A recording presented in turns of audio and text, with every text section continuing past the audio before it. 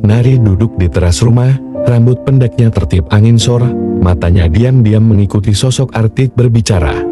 Artit, pria 45 tahun, sahabat ayahnya, hadir dengan wibawa tenang, senyum sederhana, namun penuh harisma dewasa. Setiap kali Artit berkunjung, Nari pura-pura sibuk bermain ponsel, padahal diam-diam hatinya berdegup menahan perasaan. Ia tahu betul, lelaki itu bukan hanya jauh lebih tua, tetapi juga sahabat dekat ayahnya sendiri. Namun, justru jarak usia dan larangan itu membuat perasaan Nari semakin tumbul, bagaikan api kecil yang sulit dipadamkan. Di kamarnya, Nari menatap bayangannya di cermin, membayangkan seandainya Artit melihatnya sebagai seorang wanita dewasa. Tetapi kenyataan menampar, bagi Artit ia hanyalah putri sahabatnya, gadis muda yang masih dianggap anak kecil. Perasaan itu menyiksa, mengubah tidur malam Nari menjadi gelisar, penuh mimpi tentang tatapan mata Artit yang menenangkan. Hari berikutnya, saat makan malam, Artit kembali hadir. Nari berusaha biasa saja, padahal tangannya gemetar saat menuangkan minuman. Artit menyadarinya, tersenyum tipis. "Terima kasih, Nari." Senyum itu sederhana, tapi bagi Nari terasa mengguncang seluruh dadanya. Ia ingin menjawab lebih dari sekadar sopan santun, namun lidahnya kaku, hanya mampu mengangguk sambil menundukkan kepala. Setelah pulang, Nari berlari ke kamarnya, menutup pintu rapat, menekan dada, mencoba mengendalikan perasaan yang meledak. Malam itu ia menulis di buku hariannya, "Aku tahu ini salah, tapi mengapa hatiku terus bergetar karenanya?" Hari-hari berikutnya, setiap kedatangan Artit jadi momen yang ditunggu sekaligus ditakuti. Campuran manis getir dalam hati Nari.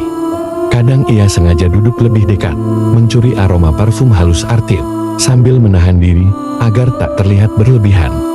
Artit bicara dengan ayahnya tentang bisnis, politik, atau masa lalu. Nari hanya diam, mendengarkan, menyerap setiap nada suaranya. Perasaan itu tumbuh menjadi rahasia yang makin berat. Nari tak bisa membaginya pada teman, bahkan ibunya sekalipun. Suatu sore, hujan turun deras. Artit berteduh lebih lama di rumah. Nari menyiapkan teh panas dengan tangan bergetar. Saat menyodorkan cangkir, jari mereka hampir bersentuhan, hanya sekejap, tapi cukup membuat jantung Nari seolah meledak. Artit berterima kasih singkat, tak menyadari betapa dalamnya luka kecil yang tertinggal di dada Nari setelahnya. Malam itu, ia menangis, mentara bahagia merasakan momen kecil dan perih, karena sadar itu mustahil dimiliki. Dalam mimpinya, ia membayangkan dunia tanpa batasan, di mana usianya tak berarti, dan Artit bisa menggenggam tangannya. Namun kenyataan kembali hadir, keesokan hari, Artit tetap menjadi sahabat ayahnya, pria terhormat, dan ia masih remaja. Setiap pertemuan jadi ujian berat, menatap Artit terlalu lama, bisa menimbulkan curiga, tapi menghindarinya membuat hati sakit. Ia belajar menyembunyikan perasaannya, dengan senyum palsu, dalam hati. Badai terus berputar, tak seorang pun bisa mengerti. Suatu kali, ayahnya bertanya, "Kamu kelihatan murung, Nari, ada masalah di kampus?" Ia hanya tersenyum dan menggeleng. Bagaimana bisa ia menjelaskan bahwa masalahnya bukan kampus, melainkan hati yang mencintai lelaki mustahil ia miliki. Artit tetap hadir setiap beberapa minggu. Setiap kedatangannya, Nari merasa semakin terikat, meski tak pernah terucap kata. Ia mulai menulis puisi tentang lelaki bermata teduh, menyembunyikan naskah itu di laci, agar tak ada yang tahu. Puisi-puisi itu berisi kerinduan, harapan, dan rasa bersalah. Kata-kata jadi pelarian, ketika dunia nyata terlalu sempit. Sampai suatu saat, Artit menemukan secari kertas jatuh dari meja. Ia membacanya sekilas, sebelum Nari merebutnya panik.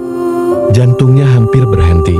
Artit menatapnya dengan bingung, lalu tersenyum samar, seakan paham tapi memilih bungkam. Nari ingin lenyap saat itu juga. Pipinya memerah, napasnya tersengal, matanya bergetar menahan malu dan takut. Namun, Artit hanya berkata tenang, "Kamu suka menulis ya?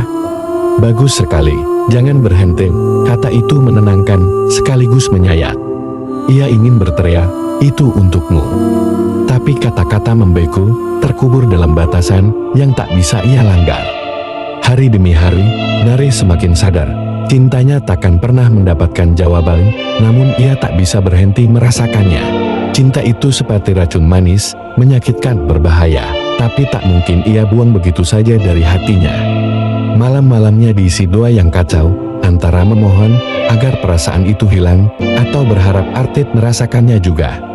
Dalam keheningan, Nari menyadari, cinta ini bukan tentang memiliki, tapi tentang keberanian merasakan meski menyiksa. Di hadapan orang lain, ia tetap Nari si gadis muda biasa, tapi di dalam dirinya, ia menyimpan rahasia besar. Kadang ia ingin kabur jauh, agar tak perlu lagi menahan diri setiap kali Artid muncul di hadapannya. Namun ia juga takut kehilangan momen sekecil apapun bersama Artid, meski hanya sekedar percakapan singkat penuh formalitas. Rahasia itu semakin dalam, bagaikan parit tak berujung. Hanya dirinya yang tahu betapa kuat rasa yang disembunyikan. Artid tetap jadi pria bijak, tak pernah melewati batas. Justru itulah yang membuat hati Nari semakin hancur. Ia merasa kalah dalam peperangan melawan dirinya sendiri, antara akal sehat dan cinta yang tak mengenal logika. Suatu malam, ia menulis lagi, "Aku mencintaimu, tapi biarlah hanya aku yang tahu kebenaran ini." Tinta menetes di halaman buku harian, bercampur air mata yang tak henti mengalir, menandai luka yang mendalam. Esoknya, Nari bangun dengan mata sembab, tapi ia tersenyum, memilih menyimpan semuanya dalam dirinya sendiri.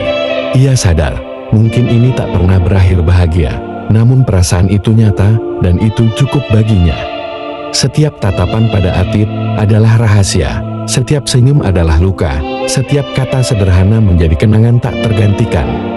Dan pada akhirnya, Nari menyadari, cinta terlarang ini bukan untuk dimiliki, melainkan untuk dikenang selamanya dalam diam.